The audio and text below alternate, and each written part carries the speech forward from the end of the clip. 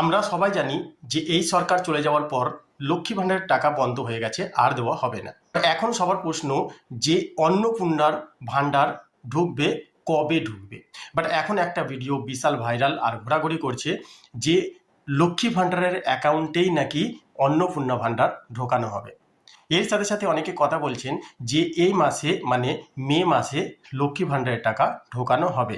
আপনাকে বলে দিই যে লক্ষ্মী ভাণ্ডারের টাকা যে সরকার দিত সেই সরকার কিন্তু বর্তমানে নেই, তাই লক্ষ্মী ভাণ্ডারের টাকা কিন্তু আর ঢুকবে না।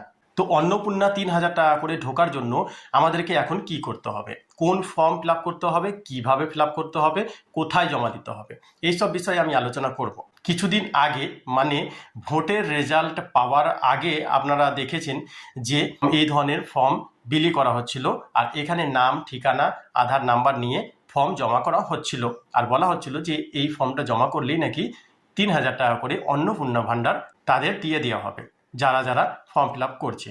তো এটা বলে দিই একদম ফেক। এই ফর্ম ফিল আপ করে আপনাদের কোনো টাকা দেওয়া হবে না বা আপনারা কোনো টাকা পাবেন না। একটা পেমেন্ট রিসিভ করার জন্য আপনাকে একদম ডিটেলসে ফর্ম ফিল আপ করতে হবে, যেরকম আপনি লক্ষ্মী ভাণ্ডারের জন্য করেছিলেন। এরকম ধরনের ফর্ম কিন্তু জমা করলে আপনারা কখনোই টাকা পাবেন না। মাস্ট ইম্পর্টেন্ট, অন্নপূর্ণা ভাণ্ডার কি তাহলে ঢুকবে না? এটা এখনো পর্যন্ত 100% বলা যাচ্ছে না। তার কারণ হলো এখনো পর্যন্ত নতুন সরকার শপথ গ্রহণ এখনো হয়নি। 9 তারিখে আমাদের নতুন সরকার গঠন হবে, তারপরেই জানা যাবে যে অন্নপূর্ণা ভাণ্ডার ঢুকবে কি ঢুকবে না।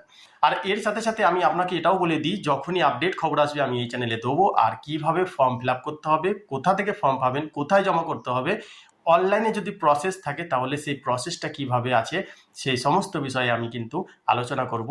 অবশ্যই ভিডিও দেখবেন। আর যারা যারা এখনও ভাবছেন যে লক্ষ্মী ভাণ্ডারের অ্যাকাউন্টেই অন্নপূর্ণা ভাণ্ডার ঢুকবে, তাহলে বলে দিই এর প্রসেসও কিন্তু হতে পারে, এটাও চান্স আছে। লক্ষ্মী ভাণ্ডারের অ্যাকাউন্টেই কিন্তু টাকা ঢুকবে, বাট তারপরেও আপনাকে কিন্তু একটা ফর্ম ফিল আপ করতেই হবে। আশা করি এই ভিডিওটা থেকে আপনি অনেক প্রশ্নের উত্তর পেয়েছেন। যদি ভিডিওটা ভালো লাগে তো অবশ্যই লাইক, শেয়ার আর সাবস্ক্রাইব অবশ্যই করবেন। ধন্যবাদ। সুস্থ থাকবেন, ভালো থাকবেন।